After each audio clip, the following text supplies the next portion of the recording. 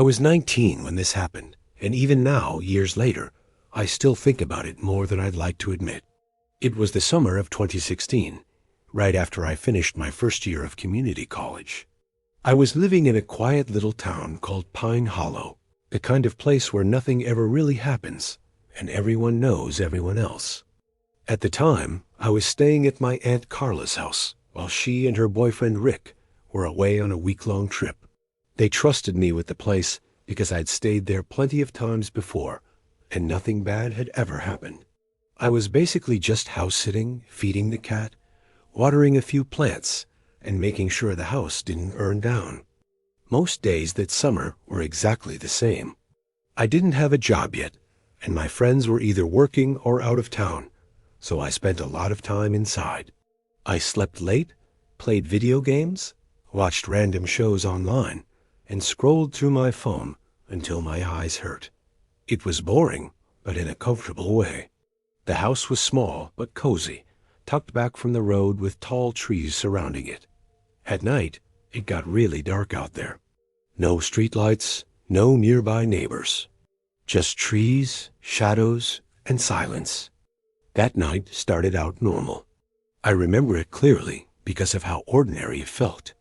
I was stretched out on the couch in the living room, watching an old crime show I'd already seen a dozen times.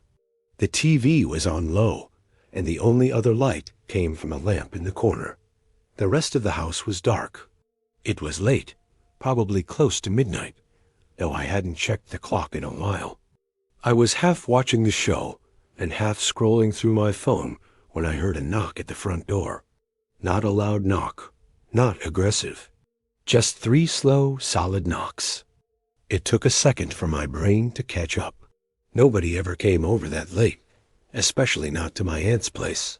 I muted the TV and sat there, holding my breath, listening. The house suddenly felt way too quiet, like it was waiting for something. After a few seconds, the knocking came again. Same pace, same pressure.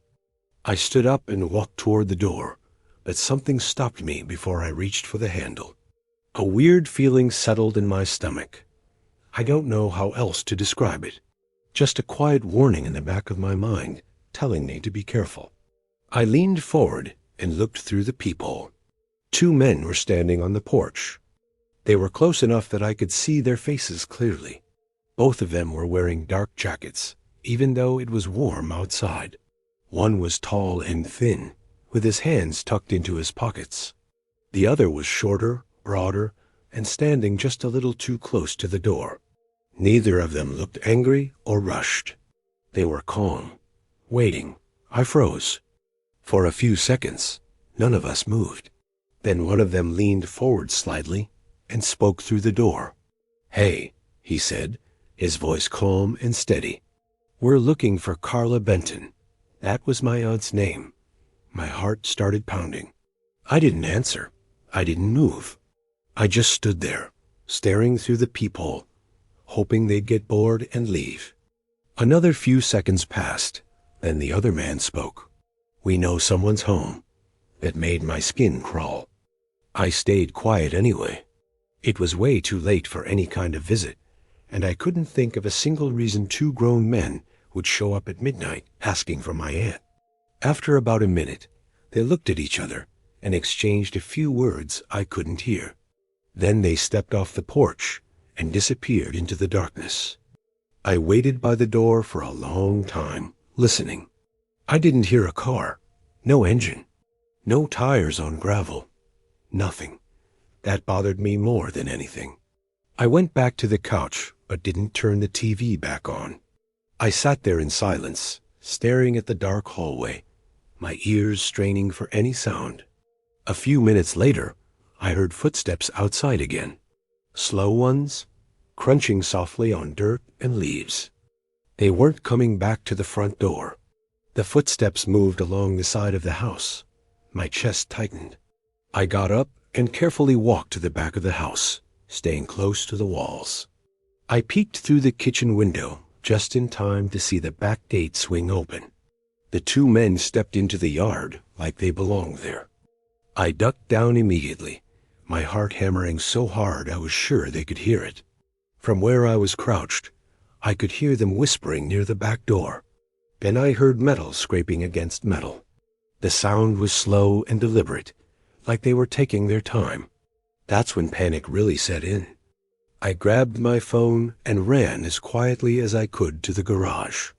I locked myself inside and crouched behind a stack of boxes, my hands shaking so badly I almost dropped my phone. I called the police and whispered everything, barely able to get the words out. Less than a minute after I ended the call, there was a loud cracking sound that echoed through the house. The back door had been forced open. I covered my mouth to keep from making any noise as I listened to them walk through the house. Their footsteps were heavy and unhurried. They didn't rush. They didn't search. They went straight upstairs. A door opened, then closed. Silence. I sat there in the dark garage, counting my breaths, every second stretching longer than the last. My mind filled with horrible thoughts about what they were doing up there and what would happen if they came back down. When the police finally arrived, it felt like I could breathe again. I heard shouting upstairs and angry voices arguing. Officers rushed in, and one of them found me shaking in the garage. The men were arrested without a fight. They never explained why they were there or why they were looking for my aunt. The only charge that stuck was breaking and entering. What still haunts me is how calm they were, how patient, how sure. Sometimes I think they planned to wait upstairs in the dark for Carla and Rick to come home.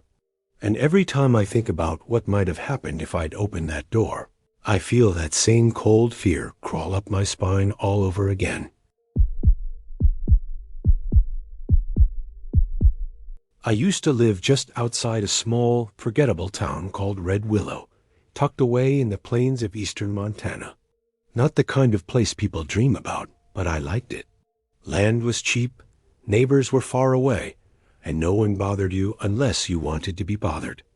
That was the whole point. I wanted space, quiet, somewhere I could breathe. This was back in 2021. I was in my early 30s then, living alone in a squat little house that barely deserved to be called one. It was more like a box with a roof, but it was warm, dry, and mine. My closest neighbor was a rancher almost 4 miles down a dirt road, and between us was nothing but open land and thick patches of woods that always felt darker than they should have been. That spring was miserable. It rained almost every day for weeks. Not gentle rain either. I'm talking heavy, steady rain that soaked the ground until it squished under your boots. The kind that makes everything smell like wet dirt and rotting leaves. Even during the day, the clouds hung low, turning the world gray and dull. One Sunday evening, I was home alone with my dog, Mabel, a chunky old mutt who barked at shadows but loved everyone. I was stretched out on the couch, half watching some rerun on TV, when I heard a knock at the door. At first, I thought I imagined it. The rain was loud, pounding the roof like handfuls of gravel, and it came again. 3 slow knocks. Mabel lifted her head and growled. That alone made my stomach tighten. She almost never growled. I opened the door just a crack. Standing there was a guy I'd never seen before. Mid to late 20s, maybe. Wet hair plastered to his forehead. Mud caked on his boots. He smiled, but it didn't reach his eyes. His eyes kept drifting past me, like he was already inside my house in his head. He said his name was Caleb. I don't know if that was true. It probably wasn't. He told me he'd been camping in the woods nearby and ran into trouble. Said the rain had ruined his gear, and he just needed a place to crash for the night. His voice was calm, almost rehearsed, like he'd practiced the story on the walkover. Now here's the thing. Nobody just camps near my place. The woods around my house weren't scenic. They were thick, tangled, and creepy, even during the day. And the nearest public campsite was miles away in the opposite direction. Still, the rain was pouring down his face, dripping off his jacket. Part of me felt bad. Another part of me felt something was very wrong. I told him I couldn't let him stay, but I offered to let him use my phone to call someone. He stared at me for a second too long before shaking his head. "No," he said. "That's okay." Then he turned around and walked away. I watched him from the doorway as he headed down the road, then suddenly cut off into the woods instead of continuing toward town. He disappeared between the trees like he'd done it before. Mabel whined softly. I locked the door and tried to forget about it. A couple of hours passed. It was fully dark by then, the kind of dark where the world outside your windows feels endless and empty. I got up to refill my drink when I noticed an orange glow flickering against the back wall. Firelight. My heart started pounding so hard I could feel it in my throat. I slowly pulled back the curtain and looked out into the woods behind my house. There was a small campfire burning under a big, twisted tree. The rain should have put it out, but it kept flickering stubbornly, like it didn't care about the storm. Standing next to it was a shape, a person. I couldn't see his face, just his outline. He wasn't moving. It felt like he knew I was watching. I shut the curtain and called the sheriff's office with shaking hands. They told me a deputy would head out, but it would take a while because of the weather and distance. When I peeked outside again, the fire was still there. The man was gone. That's when I heard footsteps, slow, wet, crunching through mud. They came closer. Too close. I rushed to the side window and saw him walk past the house, clear as day, carrying a hunting rifle. Not slung over his shoulder, held tight in both hands. He rounded the corner toward my front door. The knock this time wasn't polite. It was hard, angry. Mabel was barking now, losing her mind. I grabbed the old handgun I kept locked in the hallway closet, my hands slick with sweat. Then the knocking turned into smashing. The rifle stock slammed into the door, wood cracking with each hit. I could see the door flex inward. I was terrified, like frozen in place terrified. All I could think was, if he gets in, I'm not walking out of this. So I fired one shot into the doorframe, just to scare him off. The noise was unreal. My ears rang, my vision blurred, and for a few seconds, the world went silent. When my hearing came back, there was nothing. No footsteps, no breathing, no knocking, just rain. After a long minute, I crept to the peephole. The porch was empty. Outside, muddy footprints led away from the house and straight into the woods. The deputy arrived later and searched the area. Near the fire, they found a duffel bag buried in the mud. Inside were tools, gloves, zip ties, and other things I don't like to think about. They told me it looked planned, like he'd been there before, waiting. They never found him. I still live out here. Same house, same woods.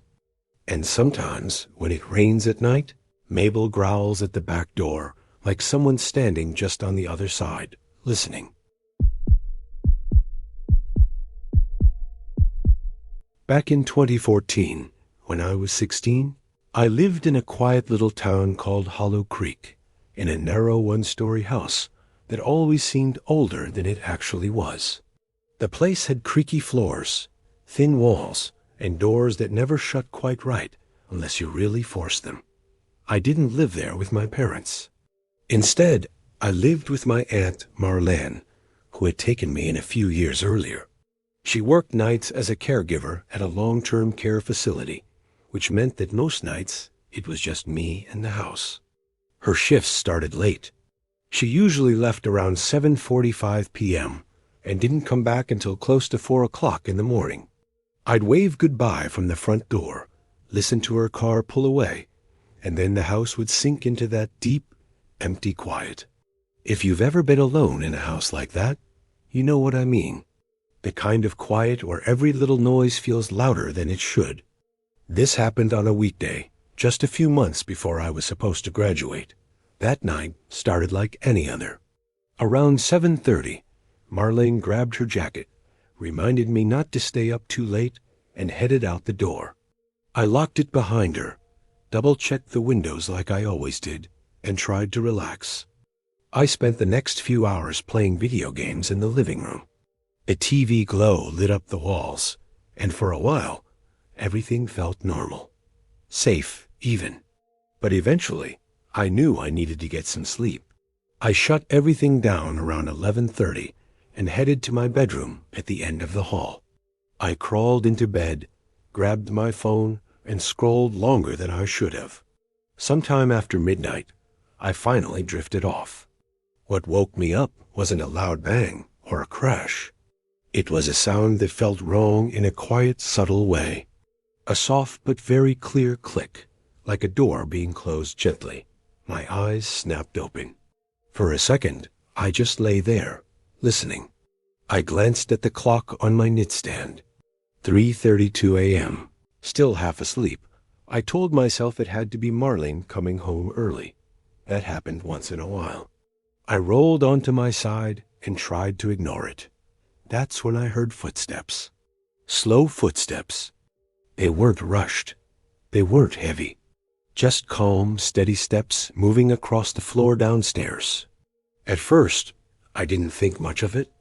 Then I realized something felt off. When my aunt came home, she always went straight to the stairs. Always. She never wandered around. But these footsteps didn't head toward the stairs. They moved from one room to another. Living room, kitchen, hallway. I could picture it clearly in my head, like someone calmly exploring the house. The steps never paused, never sped up, just slow, deliberate movement. My stomach started to tighten. I sat up in bed and held my breath, listening harder. Every sound felt sharper now. The faint creak of the floor, the soft shift of weight. Whoever it was seemed to be taking their time, like they had nowhere else to be. That's when fear really kicked in. I slowly reached over and turned on my bedroom light. The moment the light came on, the footsteps stopped. Not faded, not slowed. They just stopped completely, like someone had frozen in place. The silence that followed felt thick and heavy, like the house itself was listening. I got out of bed and crept toward my door. I pressed my ear against it, barely breathing. Nothing, no movement, no sound at all. I slowly cracked the door open and peeked into the hallway. It was completely dark. No lights downstairs. No glow from the kitchen. Nothing. That scared me more than anything else so far. If it had been Marlene, at least one light would have been on by now. I stepped into the hallway and moved carefully toward the stairs. Every floorboard felt like it was going to betray me. When I reached the top, I crouched down and looked through the railing into the living room below. It was empty. The furniture was exactly where it should be. The TV stand, the couch. My game console still sitting there, untouched. That gave me a tiny bit of hope. I tried to convince myself I was imagining things. Maybe I dreamed it. Maybe the house had just made noises. Still, I needed to know. I went down the stairs slowly and called out, "Marlene?" My voice sounded too loud. No answer. I stepped into the kitchen, and that's when I saw it. A muddy shoe print on the tile floor. Fresh, clear, definitely not mine. My heart started pounding so hard I could feel it in my throat. I looked up. There was a man sitting at the kitchen table. He was already facing me. He wore dark clothes from head to toe, like he was trying to blend into the shadows. His face was covered by a black mask, but I could see his eyes. They were wide and unblinking. He didn't move, didn't speak, just stared at me like he'd been waiting for me to notice him. For a split second, neither of us moved. Then I ran. I bolted up the stairs, slammed my bedroom door, and locked it. My hands were shaking so badly, I almost dropped my phone while dialing emergency services. I whispered everything, barely able to form sentences.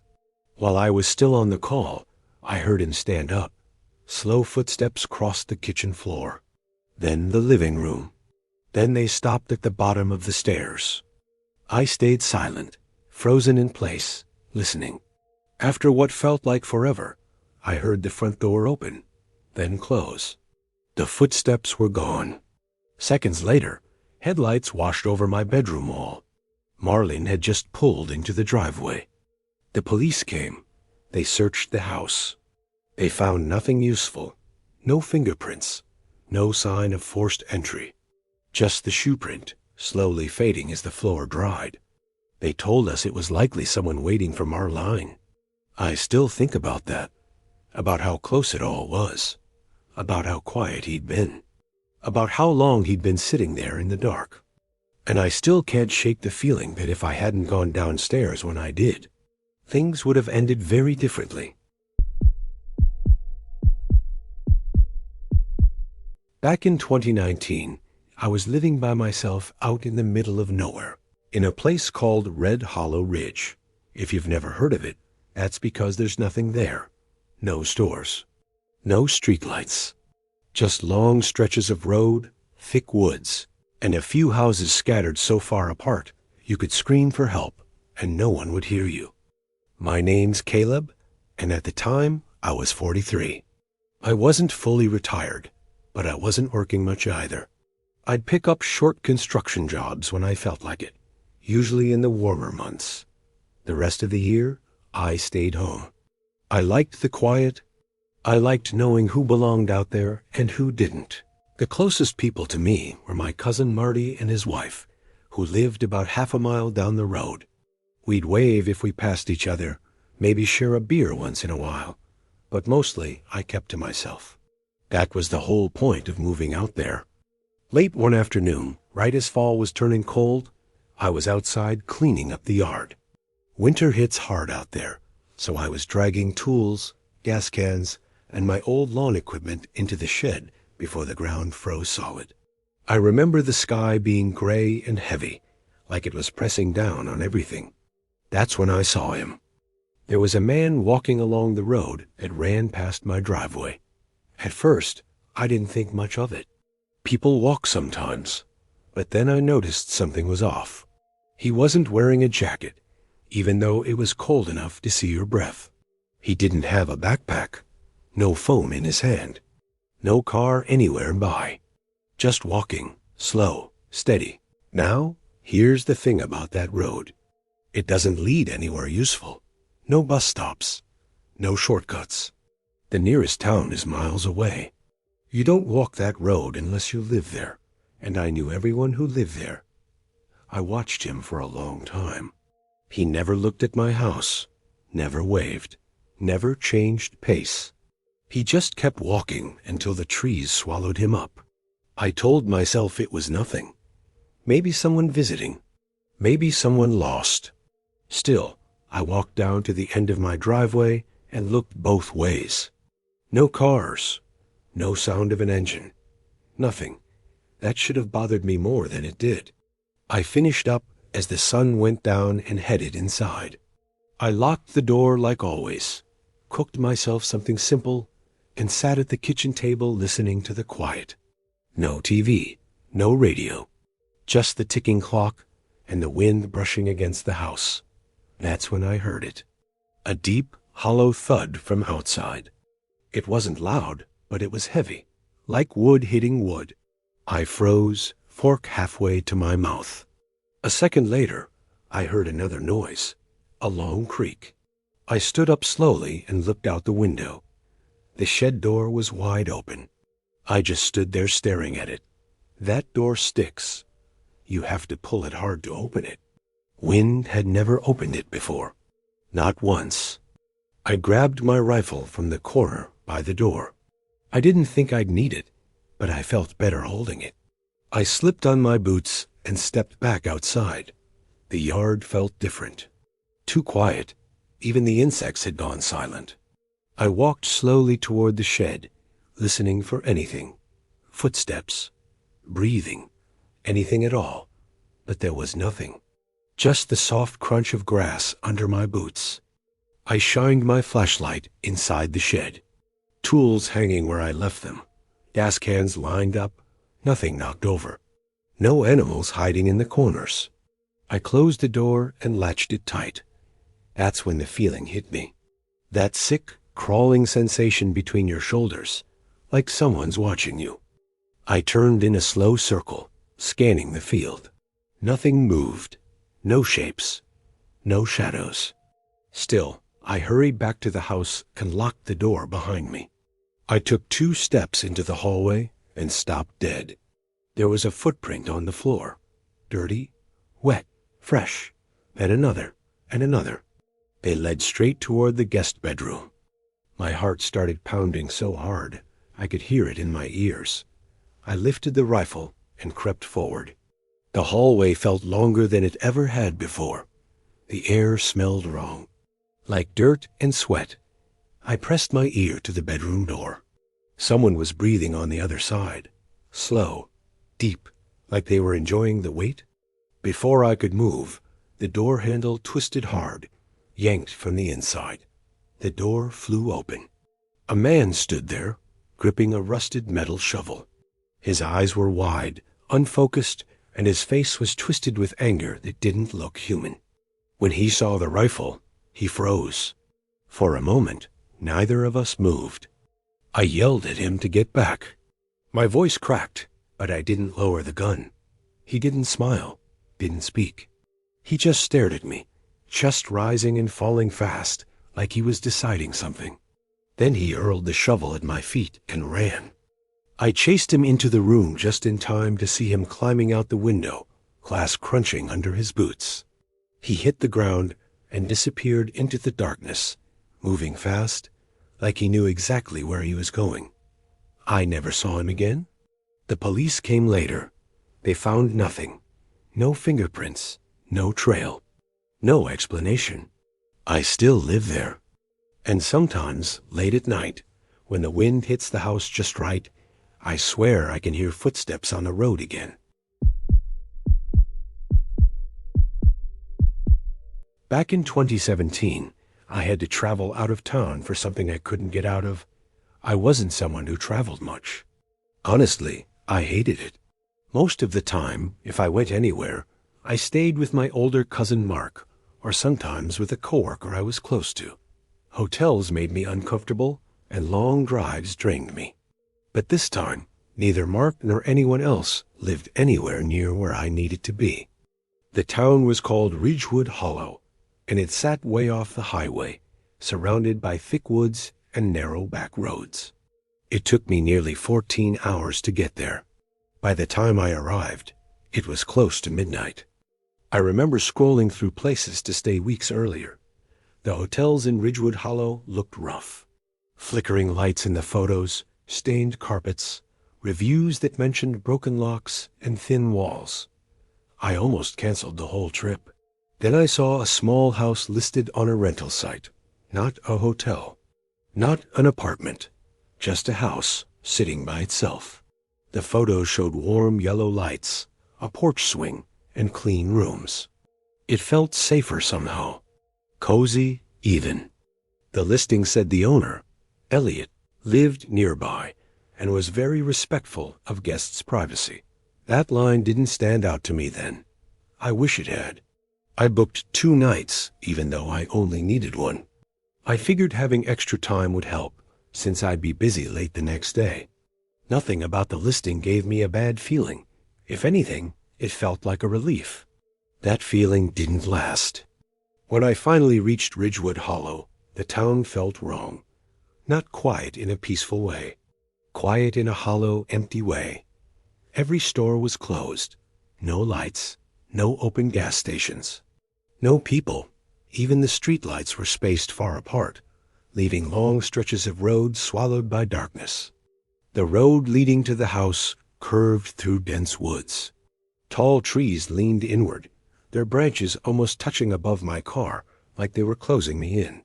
My headlights barely cut through the fog, hanging low over the pavement. I hadn't seen another car in almost 40 minutes. When the house finally appeared, it nearly startled me. It sat back from the road, surrounded by trees, with a long gravel driveway. The porch light was on. So were the lights mounted near the garage.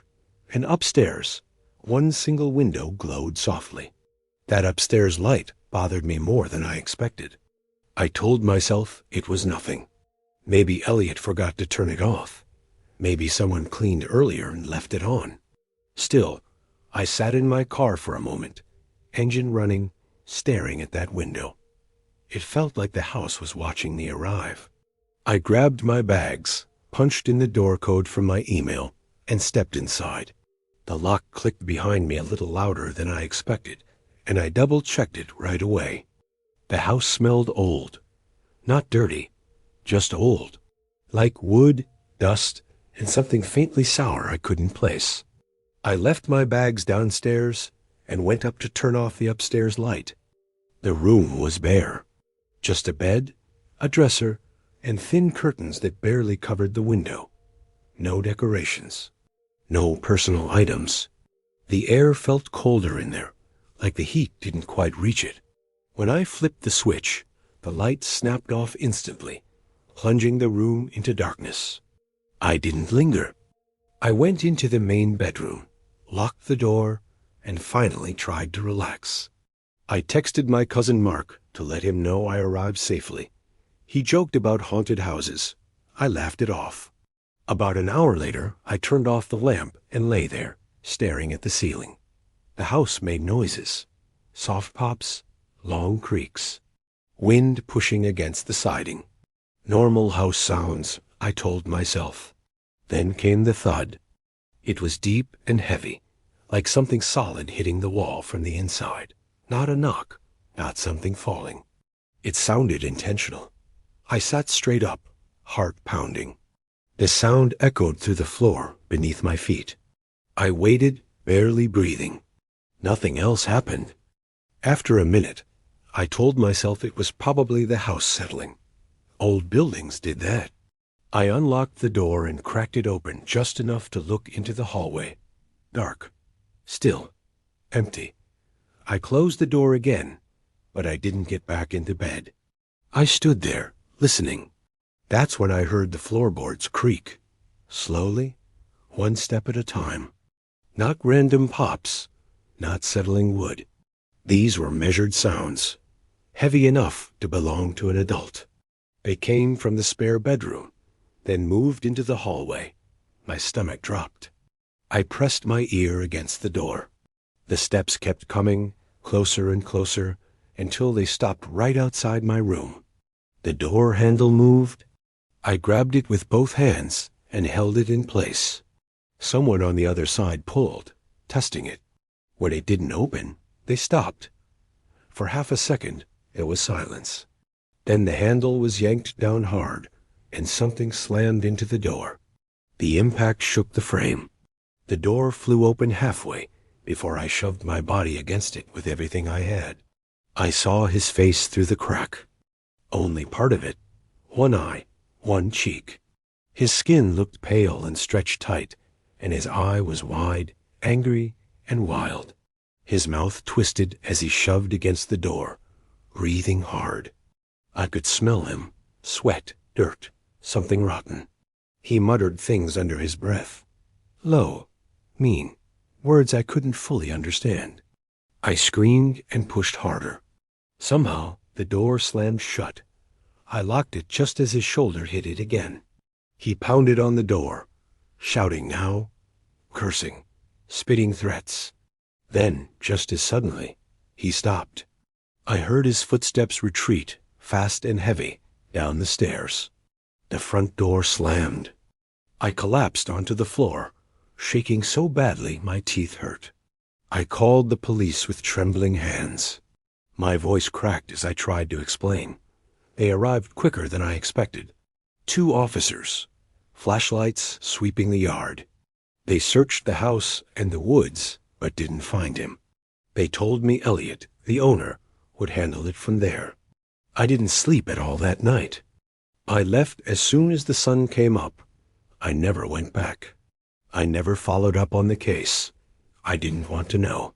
But sometimes I think about that upstairs light, and how it was already on when I arrived. And I can't shake the feeling that the man inside that house wasn't surprised to see me at all. This happened back in 2021, and I still think about it way more often than I'd like to admit. At the time, I was in my late 20s and planning a short trip to visit Evan, an old college friend I hadn't seen in years. Life got busy after graduation, and even though we used to be really close, we only talked a few times a year. He had moved to a small coastal town called Morro Bay, about 5.5 hours away from where I lived. I finally had a long weekend off work, so I decided to make the drive and surprise him. Evan lived in a tiny one-bedroom apartment above a bakery. It smelled amazing, but there was no way I could crash there. He warned me ahead of time that the couch was broken and the place barely fit one person, let alone two. So instead of squeezing in with him, I booked a small rental house just a few blocks away. It was the same price as a cheap hotel, but I liked the idea of having my own space. I got into town early that morning. Evan and I met for lunch, laughed about old memories, and caught up like no time had passed at all. Afterward, I grabbed some groceries and headed to the rental. I remember pulling up and feeling a little underwhelmed. The house was small and kind of plain, with faded siding and a porch that creaked when I stepped on it. Inside, it was even simpler. A couch that sagged in the middle. A TV that looked older than I was. One bedroom with a stiff-looking bed. No decorations. No personality. It felt less like a home and more like a place people passed through and forgot. Still, it was clean enough, and I was tired. I spent the evening unpacking, scrolling on my phone and watching whatever random show came on. By around 9, my eyelids felt heavy. I turned off the lights, crawled into bed, and waited for sleep. That's when I realized how quiet the house was. Not peaceful quiet, empty quiet. The kind where every tiny sound feels louder than it should. The hum of the fridge. A faint tick of something cooling down. Even my own breathing sounded too sharp in my ears. I lay there for what felt like forever, before I finally drifted off. I don't know how long I slept before my eyes snapped open. The room was pitch black. Not even moonlight came through the window.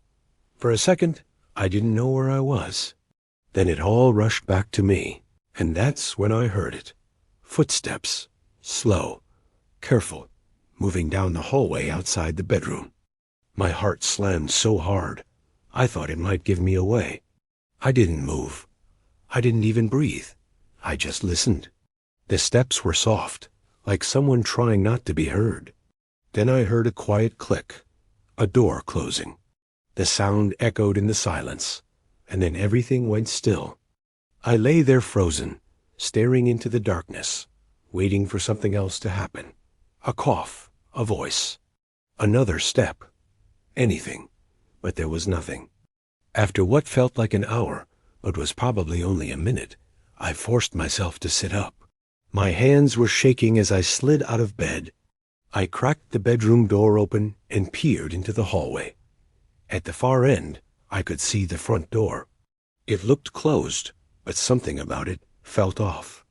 I walked through the house, checking every room. The bathroom, the kitchen, the living room. No one was there. No open windows. No broken locks. But when I reached the front door, my stomach dropped. It was unlocked. I was absolutely sure I'd locked it before going to bed. I stood there staring at it, my heart pounding, trying to convince myself I was just tired and confused. I locked it again, double-checked every other door, and called the police. They showed up, walked around for a few minutes, and shrugged it off. They told me it was probably nothing. Maybe I'd forgotten to lock the door, and suggested I call the owner. Then they left. I didn't sleep at all after that. When morning came, I called the owner and explained everything. He seemed concerned and told me he'd changed the keypad code on the front door. That helped a little, but not much. I spent the day with Evan, trying to act normal, but the night kept replaying in my head. That evening, Evan dropped me back at the rental. I sat on the couch, exhausted but wired. Every little sound made my skin crawl. The house felt different now, like it knew I was scared. I knew I had to sleep eventually, so I decided to do one more full check of the house. I told myself it would calm me down. I checked the living room, the kitchen. Everything looked normal. Then I walked down the hallway to the bedroom. I opened the closet, checked the bathroom.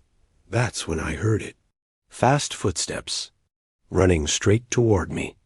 Before I could even react, I turned and caught a glimpse of a large man as he slammed the bedroom door shut. I didn't see his face, just his size and the way he moved. Heavy, confident, like he knew exactly where he was going. I stood there, unable to move, listening as he ran through the house. Cabinets opening, drawers slamming, furniture scraping across the floor. He stayed inside for what felt like forever, and I was sure he knew exactly where I was hiding. Then I heard the front door open and close. When the police came back, the place was trashed.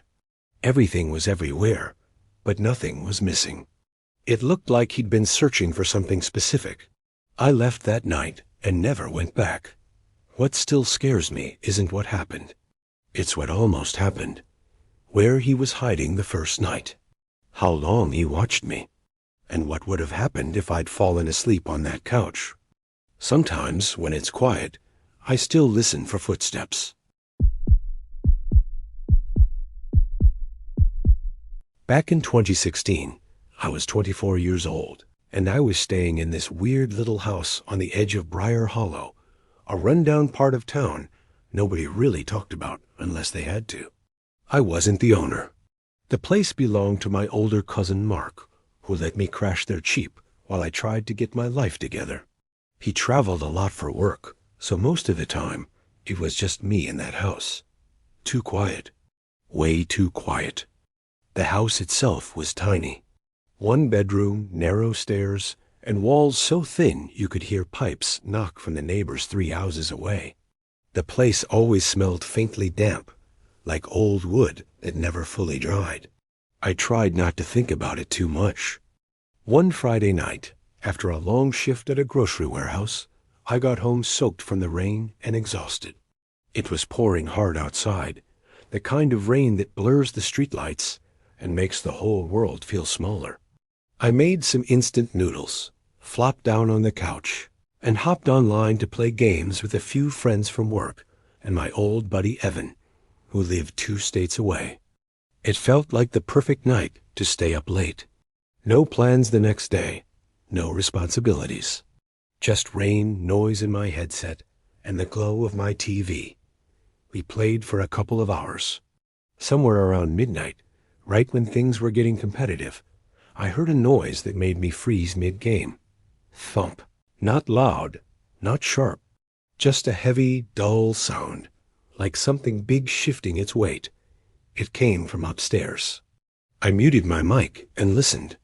My heart started beating faster, even though I told myself it was nothing. Old houses make noises all the time, right? Especially in storms. Still, I remembered Mark once mentioning a leak years ago, so I figured maybe water had finally found its way in again. I grabbed my phone for light and went upstairs. The bedroom looked normal. No dripping, no stains. The bathroom was the same. Dry sink, dry floor. Everything exactly how I left it. I laughed at myself, went back downstairs, and jumped back into the game. I didn't mention it to anyone. Didn't want to sound paranoid. Around 2 a.m., everyone logged off. I shut everything down and stayed on the couch, watching random videos on my phone. The rain hadn't stopped. If anything, it sounded heavier, like the sky was dumping everything it had onto the roof. That's when I heard it again. Thump. This time it sounded closer, deeper, like it wasn't just above me, but inside the walls. I sat up straight. My skin prickled. I waited, held my breath. Nothing. I forced myself upstairs again, checking every corner, every shadow. Still nothing. No leaks, no animals. And I knew it wasn't thunder. Thunder booms. This sound felt solid, like something hitting the house on purpose. After pacing around for a bit, I decided to check outside. I threw on a hoodie and stepped into the rain. The yard was muddy, the air cold and sharp. At first, I didn't see anything wrong. Then I noticed the tree. A big, twisted oak stood near the side of the house. One thick branch stretched out toward the roof. It wasn't touching, though.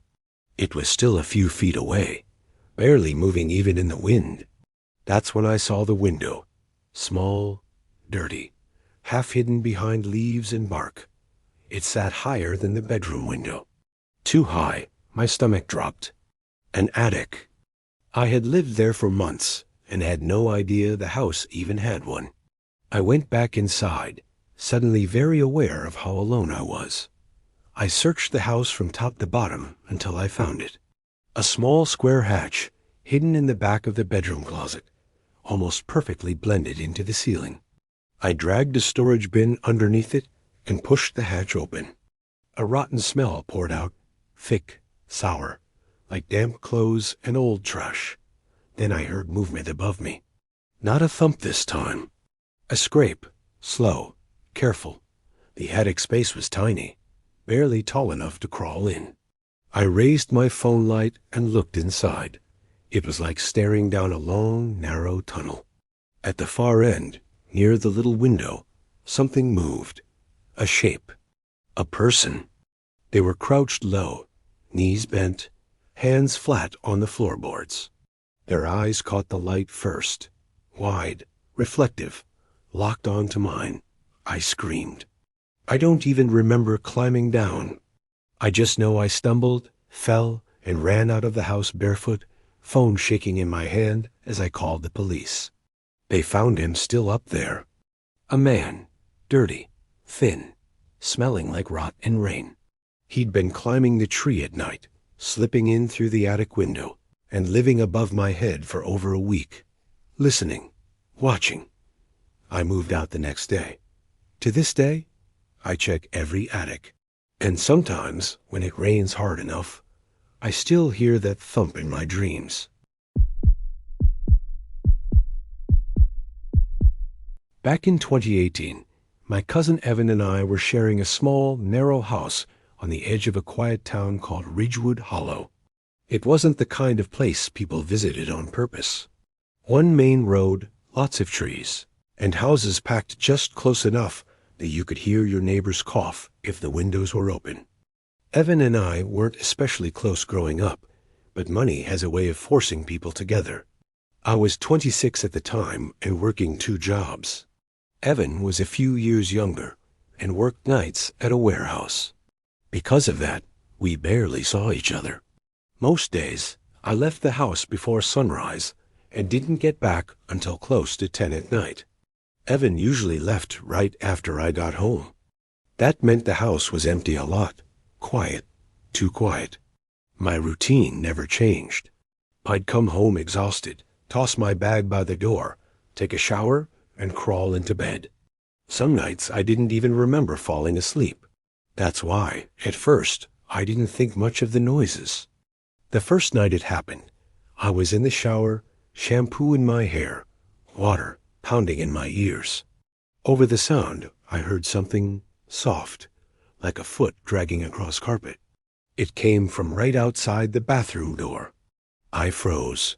I turned the water off and listened. Nothing. No footsteps. No voices.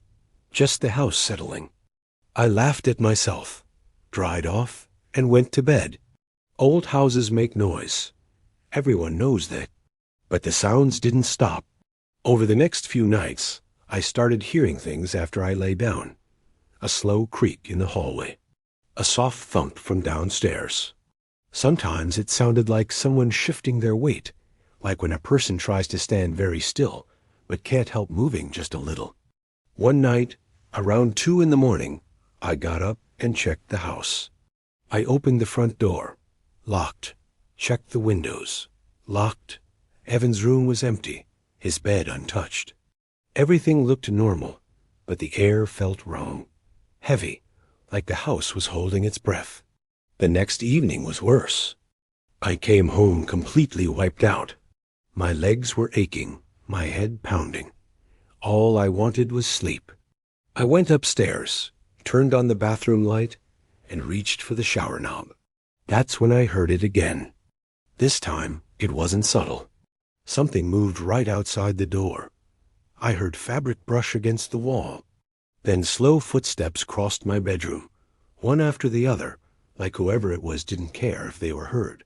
I stood there staring at the door, heart slamming so hard it made me dizzy. Every instinct screamed at me to open the door and look, but my body refused to move. Eventually, I forced myself to step out. The bedroom was empty. The closet door was slightly open, but I was sure I'd left it that way. I checked under the bed. Nothing. I searched the whole house again. Still nothing. I told myself the same lie I'd been telling all week. Pipes, floorboards, stress. That night, I fell asleep with the light on. I don't know how long I'd been asleep when I woke up, but the first thing I noticed was how quiet it was. No hum from the fridge, no wind outside, no distant traffic. Just silence so thick it felt like cotton stuffed in my ears. And I saw the shadow. It slid across the thin line of light under my bedroom door. Slow, careful, like whoever was out there knew I was awake. My chest tightened. I held my breath, watching as the shadow paused, then moved away. A second later, I heard bare feet on the carpet. Not rushing, not sneaking, just walking. Step, step. They went down the hallway. Something snapped in me. Fear turned into pure panic. I jumped out of bed and yanked the door open. At the far end of the hallway stood a man I had never seen before. He was tall and thin, wearing dark clothes that blended into the shadows. His face was mostly hidden, but his eyes caught the light. They were wide, unblinking, and locked onto mine like he'd been waiting for this moment. For a split second, neither of us moved. Then I slammed the door and locked it. I heard him run, fast, heavy footsteps pounding down the stairs. I grabbed my phone with shaking hands and called the police, whispering like he might still be listening. By the time the officers arrived, the house was empty. They found muddy footprints near the back door. A few drawers downstairs had been opened and closed carefully, like someone didn't want it to be obvious they'd been searching. The worst part came later. One of the officers asked how long Evan had been out of town. I told him Evan had been gone for almost 2 weeks. The officer nodded slowly and said, "Then whoever that was didn't just break in tonight." That's when it really hit me. All those nights, all those sounds, the footsteps outside the bathroom door, the feeling of being watched. Someone had been living in that house with me, listening, waiting, watching me sleep. Evan and I moved out the next day. I still think about Ridgewood Hollow sometimes, about how close that man stood to my bedroom door, about how quiet he was, about how patient. And every now and then, when I'm half asleep, I swear I hear footsteps in the hallway again.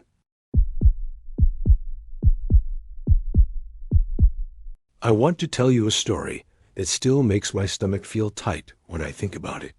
I usually laugh things off, but this is one of those memories that never really leaves you. It just sits in the back of your head, waiting for quiet moments to creep back in. This happened when I was 22, back in 2018. At the time, I was desperate to get out of my aunt's house. She wasn't cruel or anything. We actually got along fine, but I felt stuck. I wanted my own space, my own life, and I was convinced that staying there meant I was failing at being an adult. I didn't have much money. I worked part-time at a shipping warehouse and picked up odd jobs when I could. Still, I spent months scrolling through listings, group chats, and sketchy rental ads. I told myself I'd figure it out later, which should have been my first warning sign. One night, while half asleep and scrolling on my phone, I saw a post in a local housing group. It said, "Quiet house, spare room available. No drama, Cheap rent. That alone felt like a miracle. The place was in a small town called Briar Hollow, about 20 minutes from where I was staying. I messaged the guy who posted it. His name was Nolan. He replied almost instantly, which felt strange but exciting at the time. We chatted for a bit. He asked about my job, my schedule, whether I partied.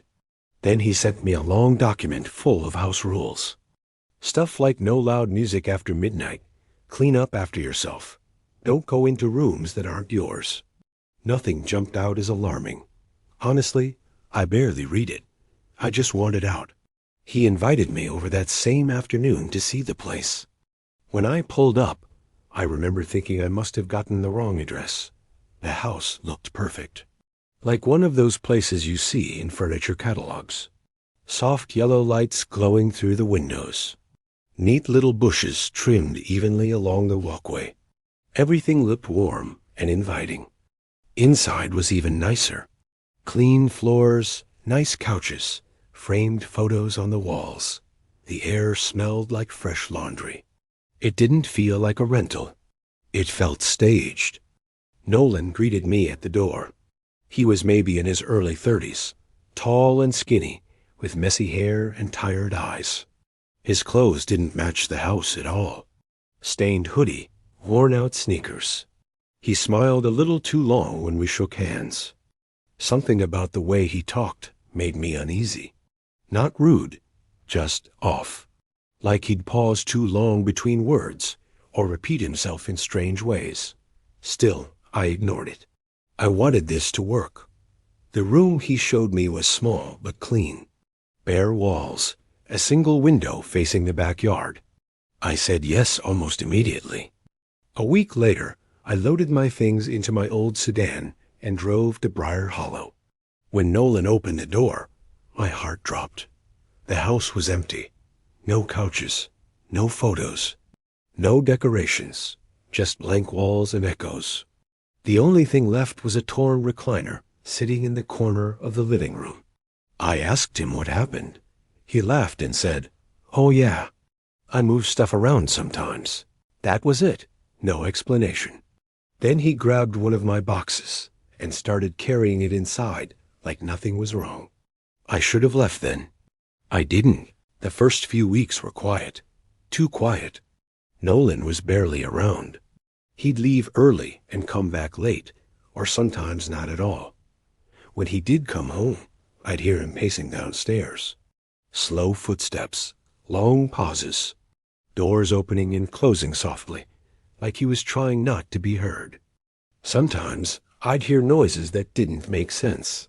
A dragging sound across the floor. A dull thump coming from the garage. Once I heard whispering, but when I checked, the house was empty. I told myself it was stress, or the house settling. Old buildings make noises, right? After about a month, Nolan stopped coming home most nights. I'd maybe see him once a week. When I did, he looked worse. Dark circles under his eyes, clothes dirtier than before. His hands were often scraped or bruised. Then came the night that changed everything. I woke up to someone pounding on my bedroom door. Hard, loud, over and over. I sat straight up in bed, heart racing.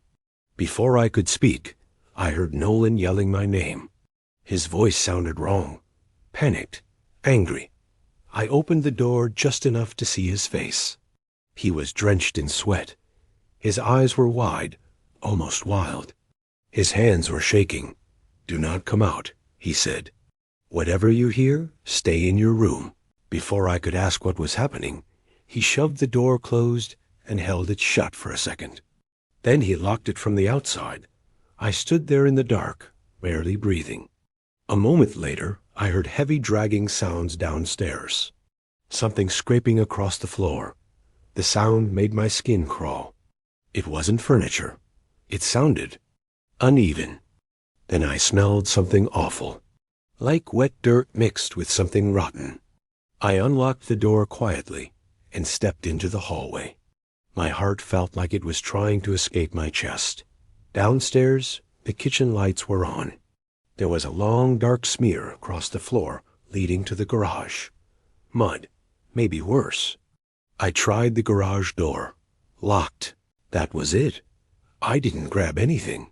I ran out the front door, jumped into my car, and drove until my hands stopped shaking. I called the police from a gas station parking lot. When officers went to the house, Nolan was gone. The floors were clean. No smears. No signs of anything wrong.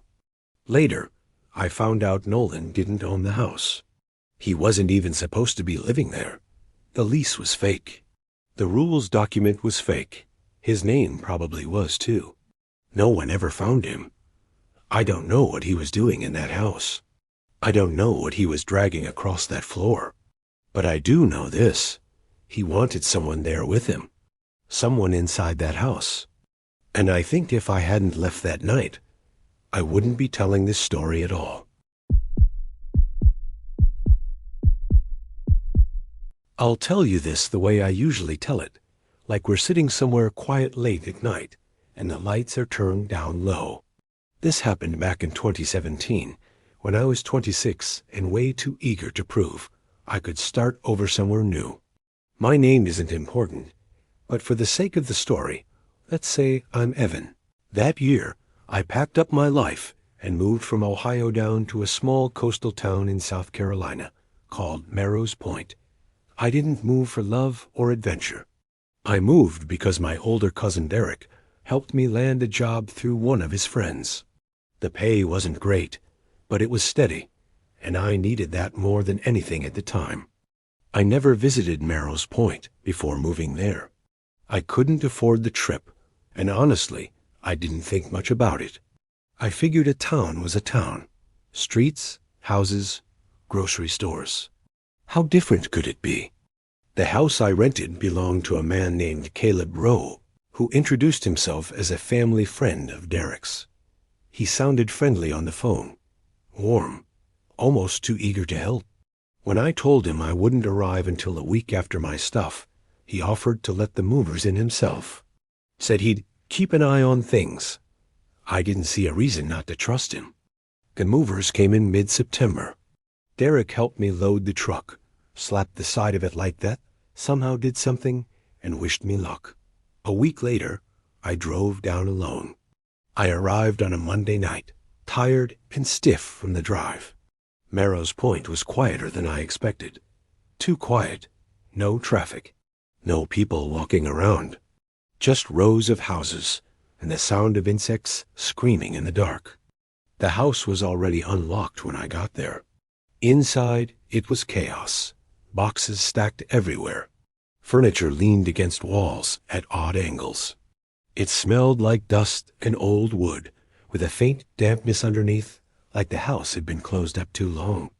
The place itself looked fine at first glance. One floor, long and stretched out instead of wide. The living room and kitchen were on one end, and a narrow hallway ran straight down the middle, leading to 3 bedrooms and 2 bathrooms on the other side. The hallway felt longer than it should have, like it went on just a little too far. I remember standing there with my bags, listening. The house made soft clicking noises, pops, a low hum like air moving where it shouldn't. I shrugged it off. Old houses make noise. That's what people say, right? I dragged my stuff into the biggest bedroom at the end of the hallway. It felt colder back there. The air didn't move much. I spent maybe 20 minutes putting my bed together, gave up on unpacking, and collapsed onto the mattress fully dressed. I didn't even bother closing the bedroom door all the way. I was exhausted. I don't know how long I slept. What woke me up was a sound I couldn't place at first. A soft, dragging noise, like something being slowly pulled across the floor. Not loud, careful. I lay there, staring at the ceiling, holding my breath. The sound came again. This time I could tell it wasn't coming from my room. It was somewhere down the hallway. I told myself it was the house settling, or maybe a mouse, or the AC kicking on. But the noise had a rhythm to it. Stop, start, stop again, like someone listening between movements. I sat up and swung my legs off the bed. The floor was cold under my feet. As I walked toward the door, the sound continued. Slow, deliberate. The moment my hand touched the doorknob, the noise stopped. That's what scared me the most. I opened the door. The hallway was completely dark, darker than it should have been. I flicked the switch. The overhead light buzzed, then came on. Nothing was there. I stood there longer than I meant to, staring down the hallway. My skin prickled, like I was being watched. I walked toward the living room, peeking into corners, checking behind boxes. Everything looked exactly the same as before. That's when I noticed the footprints. They were dusty, clear enough to see, scattered between the boxes. Bare feet, different sizes, some small, some larger. Too many to count. I told myself they were from the movers. I had to tell myself that. I went back to bed and lay awake for a long time listening. Every little sound made my heart jump. When I finally fell asleep, it felt like I had just closed my eyes when thump. It was loud, heavy, like something had fallen or jumped. Then came the sound of running feet, fast, panicked, slapping against the floor. I bolted upright and looked at my bedroom door. It was wide open. Moonlight spilled in from the hallway, and right there on the floor were fresh footprints, clear as day, leading straight from the hallway to the side of my bed. They stopped inches from where my head had been. I don't remember screaming, but I remember my throat hurting afterward. I ran down the hallway, shouting, but whoever or whatever had been there was gone. The front door was still locked. Windows closed? No broken glass. Just scuffed footprints racing back down the hall and disappearing near the living room. I locked myself in the bathroom and called the police. I sat on the floor shaking until they arrived. They searched the house, every room, every closet. The crawl space. Nothing. No signs of a break-in. The footprints were the only proof I wasn't losing my mind. Over the next few days, I unpacked everything, checking each box. Nothing was missing, not even small stuff. No reason for anyone to be there at all. When I told Caleb I wanted to leave, he didn't argue. He didn't ask questions. He just said he understood and offered to break the lease if I promised not to talk about what happened. At the time, I thought he just wanted to protect his property. Now, when I think about how quickly he agreed, how calm he sounded, I wonder who else had walked those halls before me, and whether they ever left.